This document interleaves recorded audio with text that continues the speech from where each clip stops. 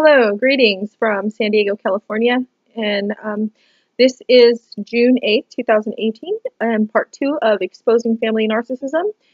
And okay, I just wanted to, I noticed that there were some gaps from my last video, and I just wanted to, excuse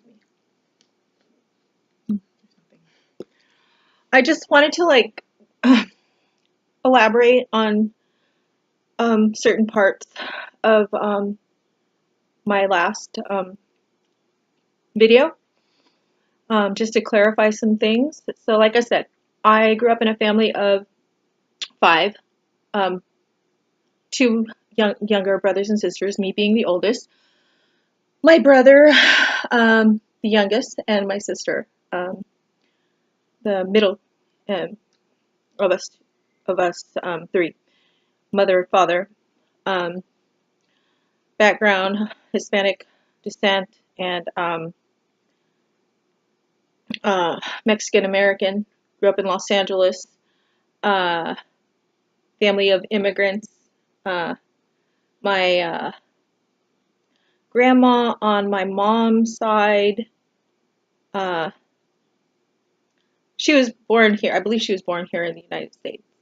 Her husband, my grandpa, was from Mexico, and they met when she was really young. She was only 15. Her mother died, and she got married to my grandpa, who used to take care of her mother, I think the story goes. And she basically, her mother made basically asked him to marry my grandma because my grandma was going to be without anybody. And so he kept his word and he married my grandmother.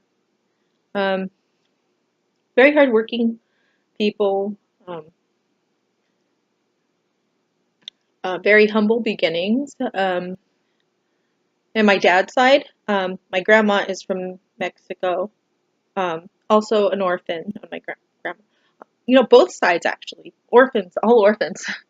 So I mean, maybe there's a direct correlation. I believe there is, because you get caught up in just surviving and and providing, and you don't really really learn what's right based on what's truly right, but just by what it's all emotion, like what makes me feel good rather than what's for the greater good of everybody.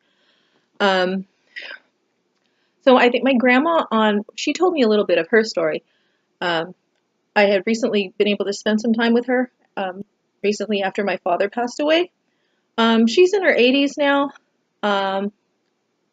Bless her heart. She's in her 80s, like 86.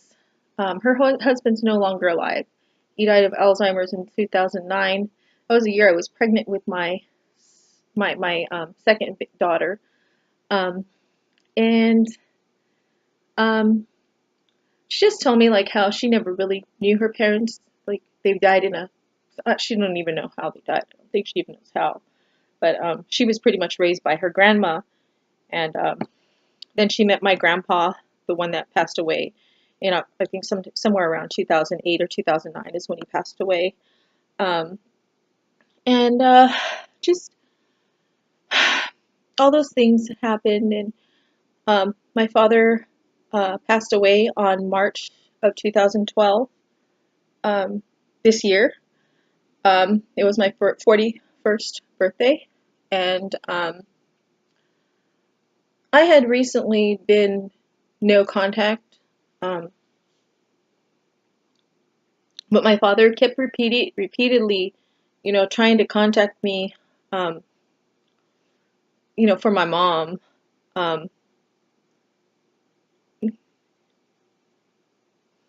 And he just kept calling me, playing the victim, playing the guilt card, admitting to me that he was the enabler. I know I said in my previous video that he was the covert narcissist, but actually he was the enabler, and he even admitted it. He even told me, well, then I'm the enabler. Then he basically was just worried about peace for himself, you know. he tried to be good. He knew the Bible, he knew about God, and he did go to church, but he did what a lot of people I see tend to do, like they pick and choose parts of the Bible that'll validate them instead of actually like seeking guidance from the Holy Spirit and trying to work on themselves in their inner being, trying to fix. I know that's a very, very hard thing to do. A lot of people don't want to do it. That's why people hate the Bible, you know, because, it brings up emotion, you know. Um, I've read the Bible cover to cover. That's how it all started with me being able to see like everything that was going on, like, because for years, my mom played the victim and I was her therapist, and I would allow her to dump on me for hours, and oh, like, your sister, she's so mean, and your sister, I don't know why she lies so much, and then, like, before you knew it, I'm reading the text and I'm saying everything, and I'm like, this is why she does it. You want her to stop, or do you want her to continue?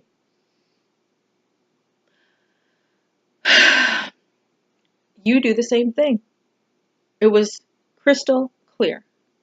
I was able to, for the first time in my life, at the age, I think it started coming to, the pieces of the puzzle started to come together when I was around 39, or probably like around 40, maybe.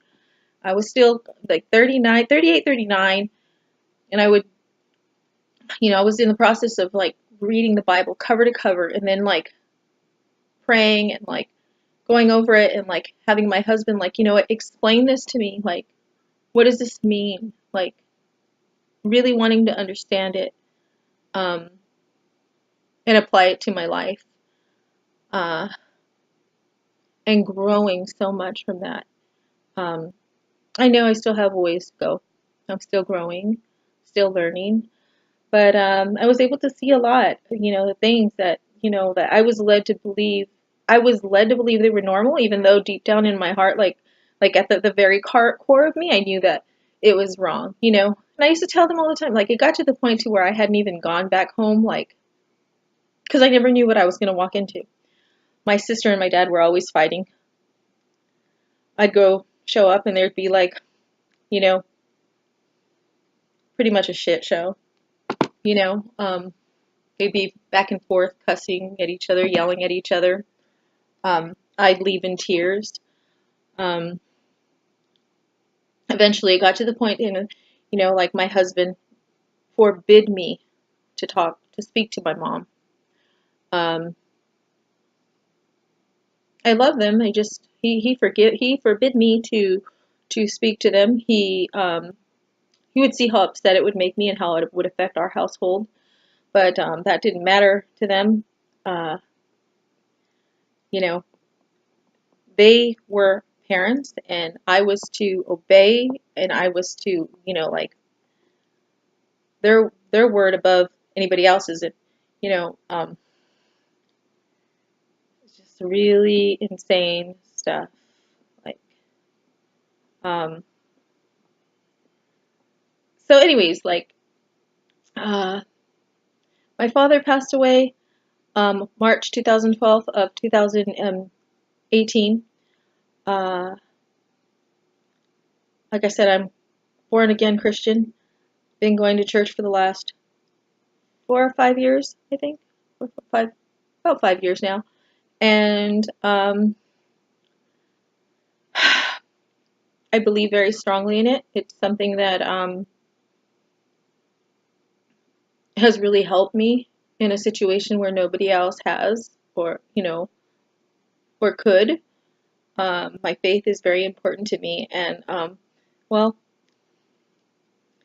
uh, like I said, a lot of people will take parts of the Bible and just use, like, pick and choose what they want, and to validate them, but not actually, like, use it to grow and help themselves. So, anyways, where were we? So just a lot of different things happened, and so I'm just trying to just elaborate, like I said, on everything. So, anyways, it just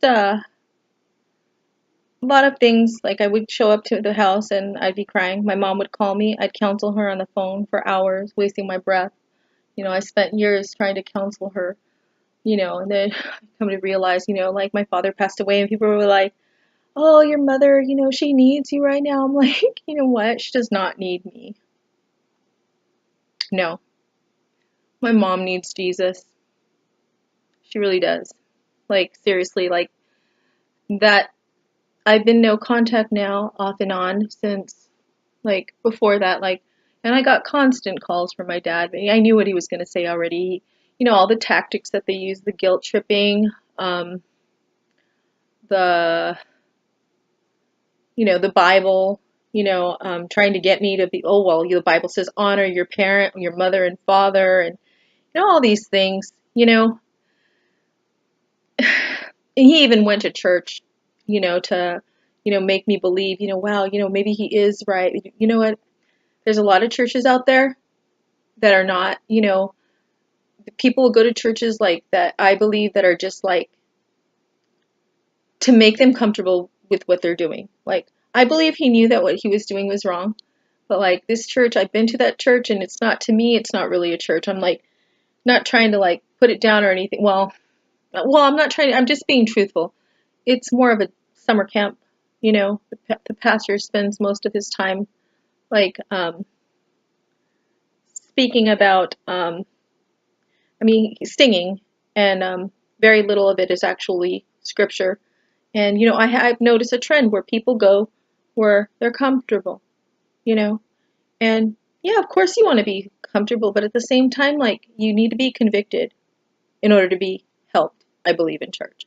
And if you're not being convicted, I think that's where problems come in. And like, my family right now is a mess since my father passed away. My daughter that I've been alienated from, I know I said in my last video that I hadn't seen her in 6 years. Well, that's not exactly accurate.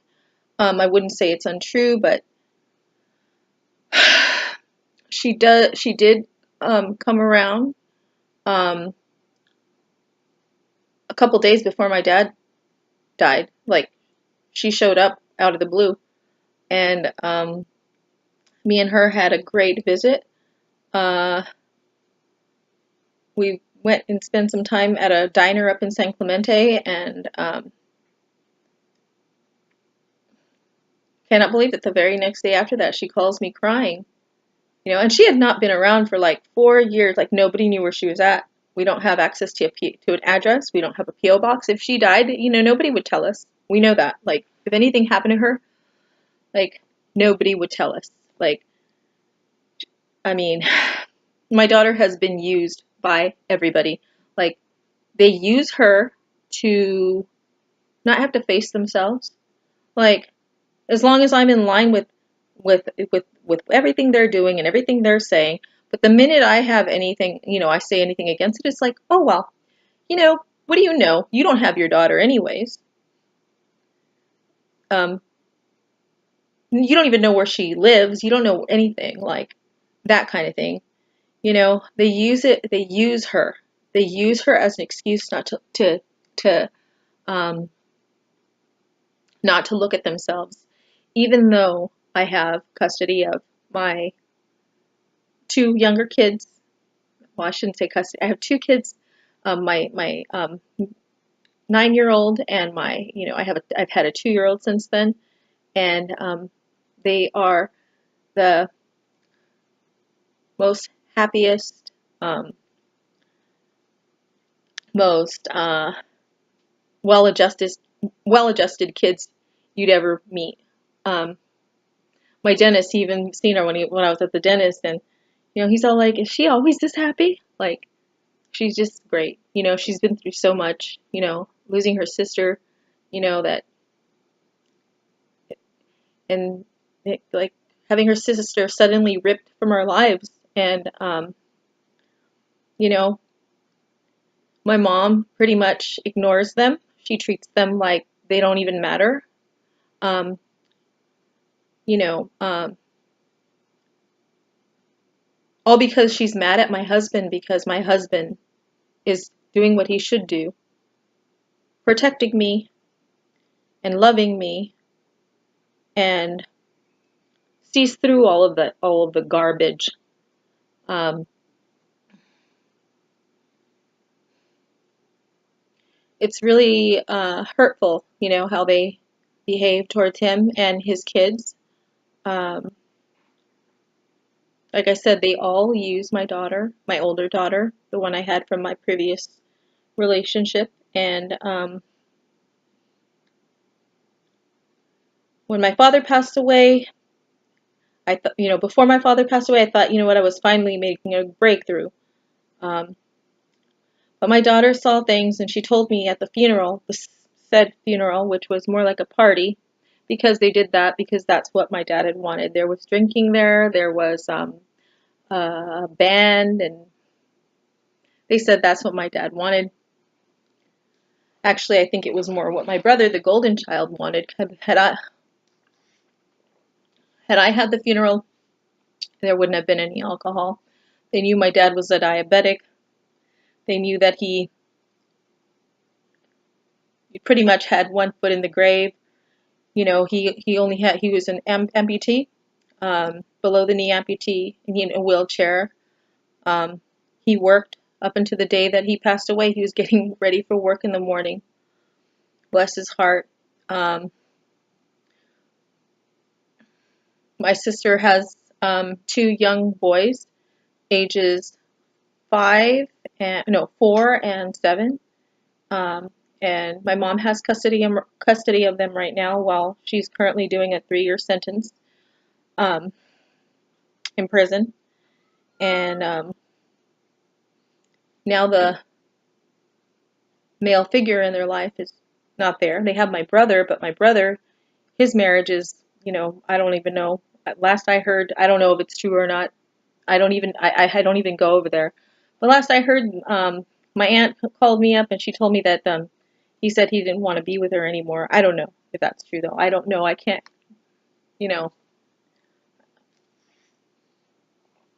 All I know is from what I see on Facebook when I checked, there is never any pictures of her and my brother, and it doesn't say that she's married on her relationship status anymore. And my mother seems to think that's okay. She doesn't have any interest. She's pretty much cut ties with all my dad's family. Um, my dad's family, um, even though they're not perfect, and they have their vices and they do things that I don't agree with, like the drinking and stuff, but there's a little more love in that family, and I think there's a little bit more hope for them to turn. I can't figure it out, because when I was growing up, I was always made to like feel guilty about going to my grandma's house. Like my other grandma would say, like, "Ew, like why are you going over there?" Like, and my aunt said, "Oh, you're going with your grandma. Why are you going over there for?"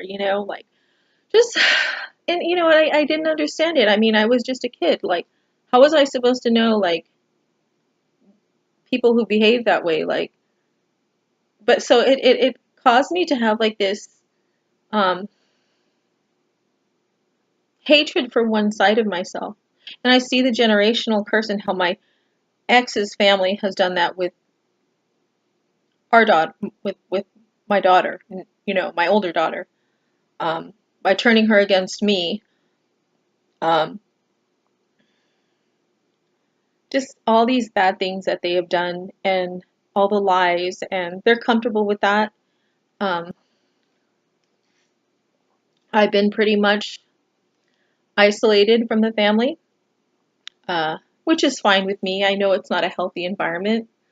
Um,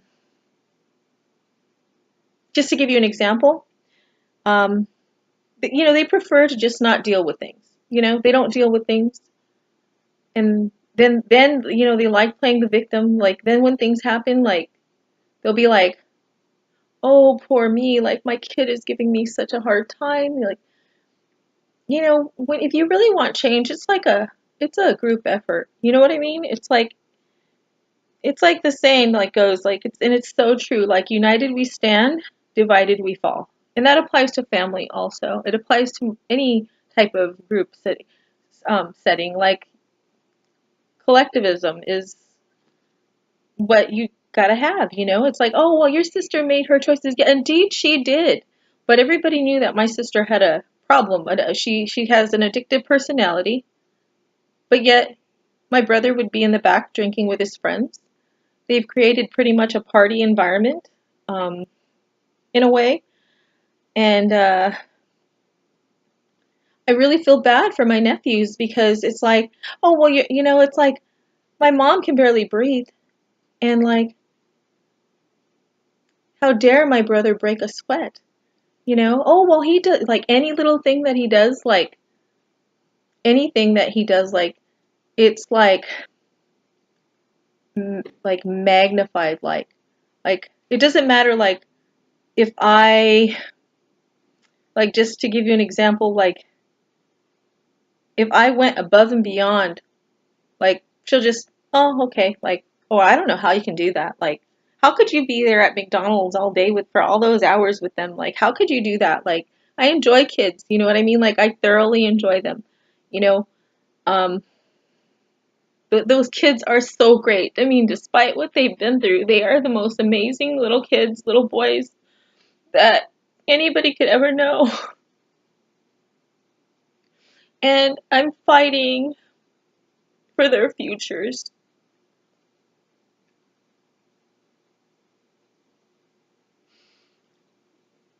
One of them, she told me that he was like in a special class or whatever. That he doesn't need to be in a special class.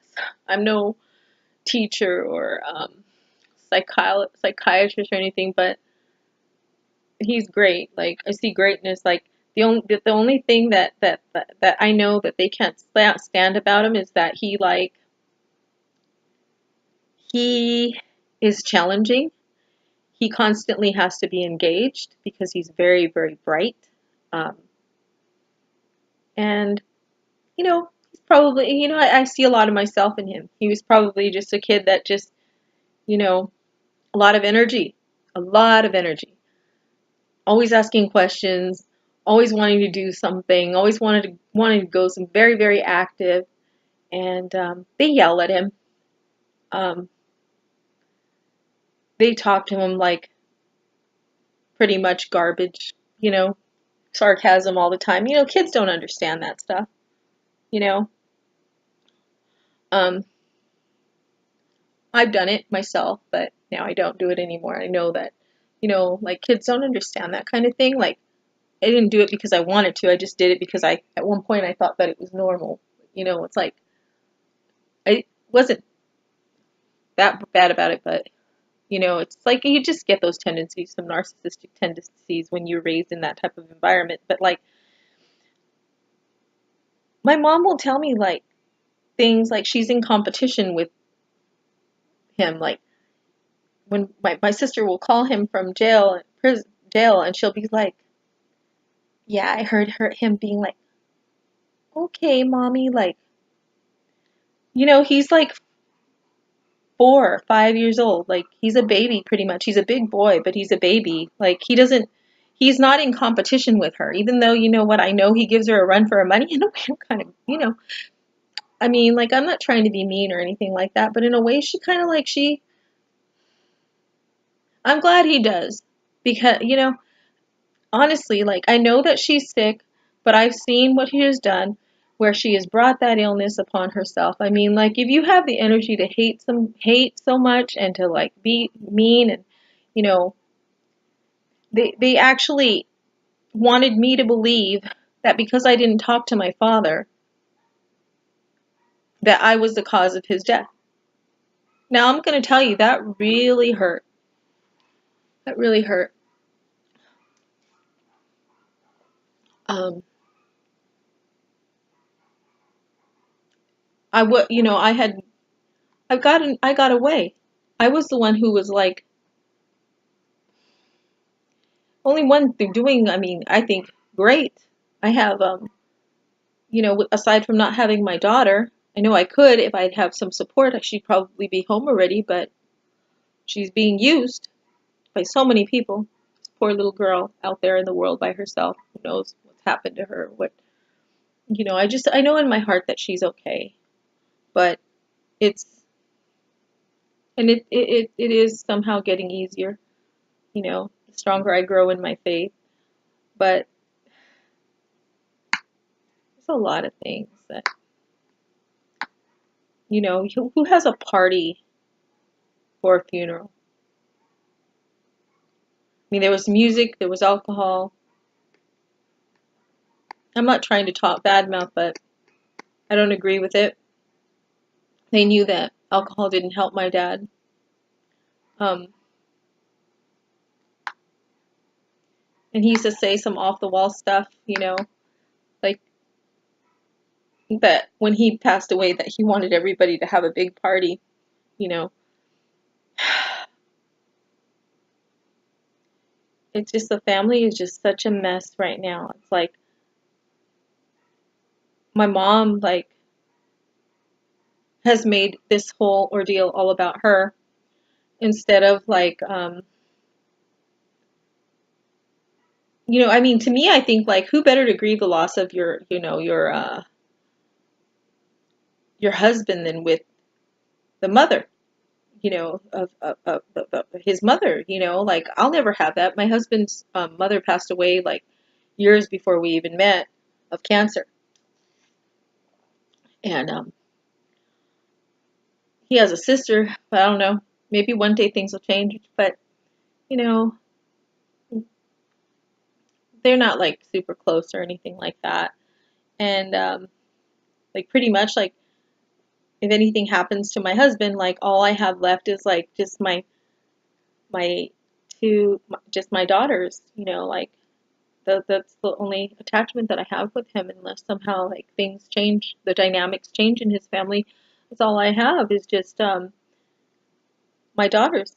And I mean, that is great, but it would be nice to have, like, his family too, his his brother, his sister, somebody that grew up with him, raised him or something, and my mom has that. And you know my mom, right now, it seems like a lot of things are being revealed, like, about my mom, because my dad, like, had everyone believing, like, how bad I was, like, when I wasn't even there. I lived 2 hours away. They live in Los Angeles. I live in San Diego. I live 2 hours away. And he always, when my aunt was telling me that, he would always call up and just, like, he'd always complain about his girls. But, her being a sibling, she was honest with me. She's all, what, I know that no kid is perfect. He never said anything about your brother. My mom's whole thing is, though, like, oh, well, your brother went to school. He has his education. He might have his education, but I don't think, to me, like, I don't think, like, just because you have your education, that doesn't define success. I mean, you can have an education, but if you're a failure with your family, a failure with your life, like, what is there after that? Like, in the end, it's not your the things that you accumulate, but my mom has it, and her family have it in their head somehow that that's the only important thing. Like, things are important, people aren't important. Um, let's just bring everything to the surface. This needs to be exposed now. I was always hated. I was always different. Um, I've never been invited. I've always been excluded. I look back on my life and I realize that they've been on the, I seem like, I believe, and I know that they were, they saw something different in me. Um, I always had a like a sense for righteousness, a connection to um, a higher self, like wanting to be good, wanting to do the right thing, um, and I tried to fit in with them because I wanted family. But no matter what I did, no matter how hard I tried, you know, now I just don't care anymore. Now I'm like, you know what? They don't like me, and that's okay. Maybe one day they'll appreciate what I'm trying to do for them is get the family on a different path, because I know that it's not healthy. Um, one of my aunts, like, you know, it's really sad. You know, her marriage has fallen apart. Um, they do have a special needs daughter. Um, she has a special needs granddaughter, and when she had that daughter, like, well, the daughter was born okay, but I don't know what happened. Something happened where she ended up with seizures and stuff, and she's got a lot of problems. You know, it's a sad situation. But I remember like always being it rubbed in my face, like, well, at least you're lucky you have a healthy daughter. Like, like you have a healthy daughter. Like, you should be so, you're so lucky you have a healthy daughter. Like over and over, like trying to make me almost like it was my fault. Like, who says that? Like, you know, I had nothing to do with that. You know, I didn't cause that. Um, there was a time when I was hurting because of what happened with my daughter, and I made some comments to my aunt, and she's added fuel to the fire. Um, with me and my mom's relationship. She's oh well, look, you know, look at what she said about Tiffany. The thing is, you know, like they twist my words around and stuff. I told her everybody has their trials. You know what I mean? Your daughter, you have a special needs child. I have my problem too with my ex-husband and everything. You know, my daughter may have been born healthy and everything, but she doesn't have a family who a side of her family that doesn't love her. They've used her to hurt her mother. They've used her. My daughter pretty much has no half of herself, you know. Anything she has on that side is based on lies. It's not real. Um, and it's sad. It's really, really sad.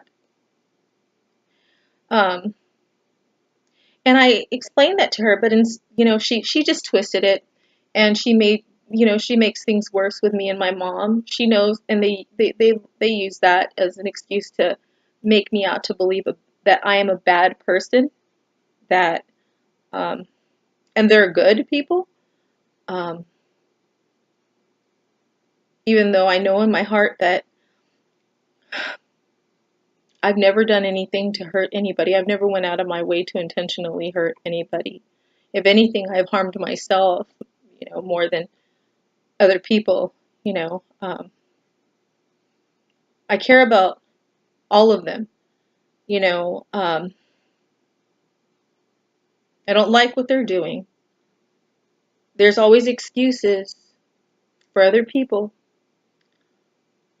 um, because of the lies that we're told that, you know, my ex-husband convinced them to believe that I was a hooker, so to speak. Uh, and the fake pictures that he made and everything, and me just being in hysterics and yelling and mad at everybody, and you know, they chose to believe that. I can't change what they believe. I was suffering from trauma at the time, so I wasn't really much of adequate defense for myself. You know, living in a world of smoke and mirrors for so long, I was pretty much like I didn't even know what was real anymore. I didn't know who I was anymore. Like I wasn't able to properly defend myself. Um,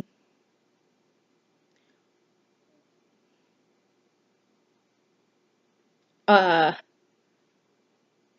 few years ago in December, you know, another example is, you know, like in December, you know, they had a Christmas party. I think it was like in 2013. No, wait, 2011. Yeah, 2000. No, no, no. Yeah, 2011 or early 2012. No, something like that. A few years ago, um, before the stuff happened with my daughter, it was prior to 2012 or like just before 2012. I went to a Christmas party and I was assaulted, sexually assaulted by one of my cousins in front of other family members, okay? Um,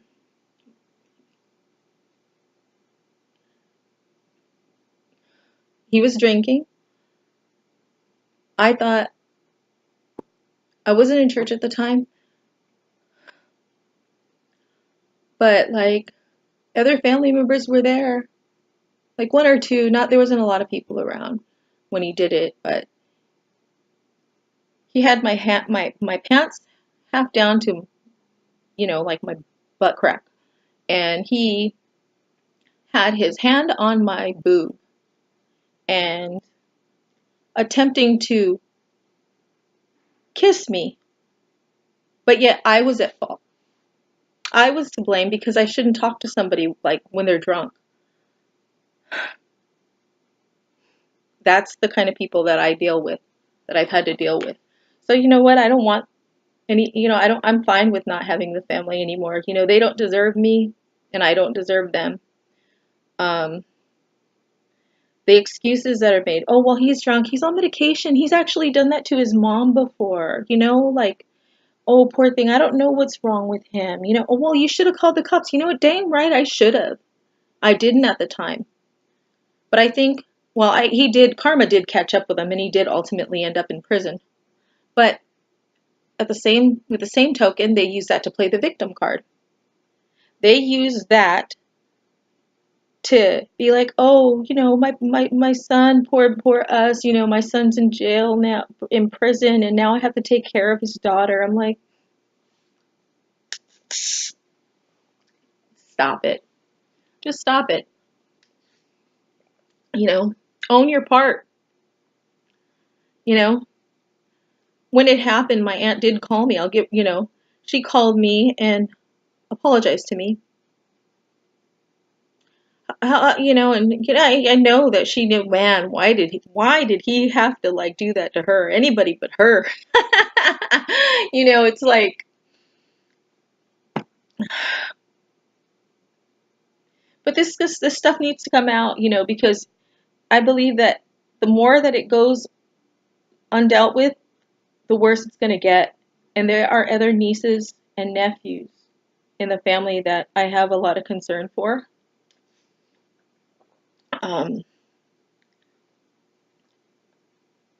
People look for, like, I think they get comfortable. Predators try to get comfortable. And once something is comfortable, that's when they act. And, I have not made it comfortable. I've made everybody, I've made it known what he did to me and what he's done. And that I know who he is. And that's what they can't stand about me, which is fine. I love him. I love him enough not to enable him, that's for sure. I think he needs help, real professional help. He needs Jesus. He needs, they all turn to their drugs and their medication and stuff. It's the easy way out, like everything nowadays, everybody wants the easy way out, instead of getting on a diet and, they want liposuction, they want, you know, um, pills and everything instead of actually working for it. I'm not saying that it doesn't work. It might work on the short term, but long term, when you stop taking it, the problem is still there, and I don't, or, they get worse,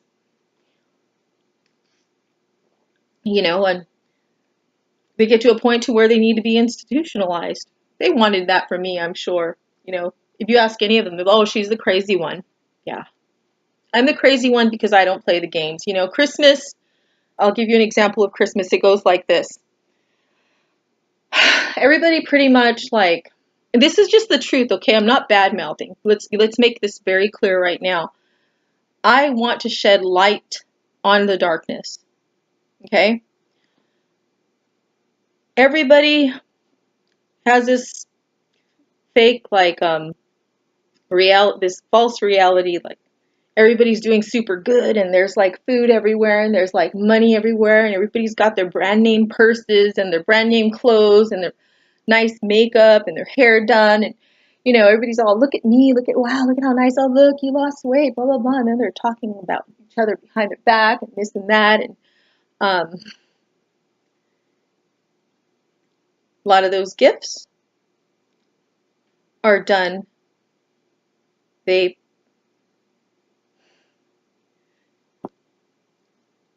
aren't even, it's not even real. Like a lot of those gifts are pretty much fraud, you know.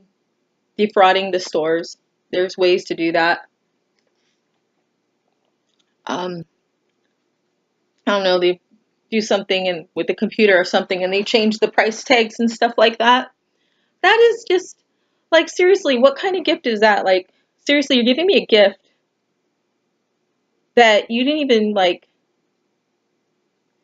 you didn't think enough of me to, like, pay full price for me. You want me to accept this when I know you didn't even, like, it's not even a legitimate gift. It's not, it's based on lies. You defrauded somebody to get it, you know? I don't know if they still do it anymore. This was years ago, but that was one thing that they did. Um, I've done bad stuff too in my life. I'm not perfect. I've done stuff that I'm not proud of either. At one point, I wanted to be like them. I wanted to be accepted by them, but it never quite worked out for me. Um, what becomes right, what's made right or what is looked at as right becomes acceptable. And, you know, and then they all act like they're like doing really good and everything like that. If you're doing really good, like, why do you have to like defraud? Why do you have to like basically steal? It's basically stealing is what it is. It's not real, you know? And it's not right. The kids see you doing that, you know? And you setting these other little kids up. These little kids are watching you. They're seeing all of it. And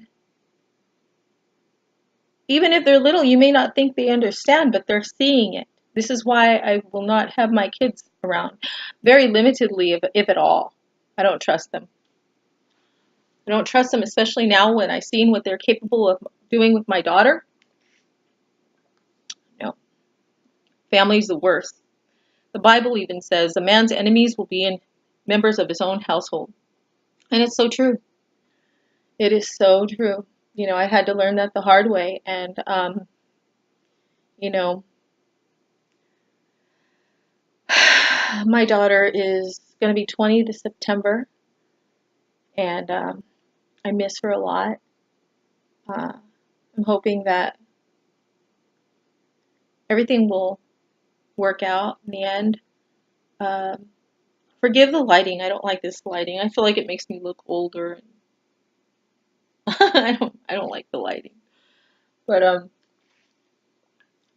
just working out the tweaks here. I just started this, and I'm hoping that it can help somebody to know that you're not crazy. You don't have to accept anything bad anybody does to you. You don't have to, write things down. This is a good thing. There's good and bad about social media. The good thing is that now there's a record of everything that people say and do. You can record everything. Um, get close to God. Read your Bible. It'll expose a lot of truth to you. It'll show, God will reveal a lot of things. He's been so good to me. And,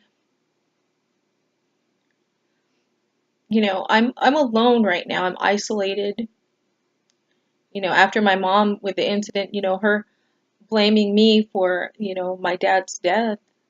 I have not spoken to her, and my plan was to help her with the boys. We had a great weekend with them, like 2 weeks, I think a week or two after my dad passed away. We spent a whole weekend with them, and we had the best time. And me and my husband, we thoroughly enjoy them. We went to Castle Park. We we watched movies. We played. We went to the park. We went to the amusement park. Um, we had the best time. Kids are so great. They are so great. And when I came back, I found out what my mom had, my brother and my mom had did. you know. And my brother, he was pretty much like, I know like now why he did it. He's pretty much like he's jealous because, I believe that he's jealous of me because he can't like, he, you know, he sees my family and then he sees his. I feel bad for him. He's never had a chance to really grow or become a man. He's stuck there. My mom uses the money to control him, and she told me that I wasn't going to get anything, out of my dad's estate, which I'm fine with.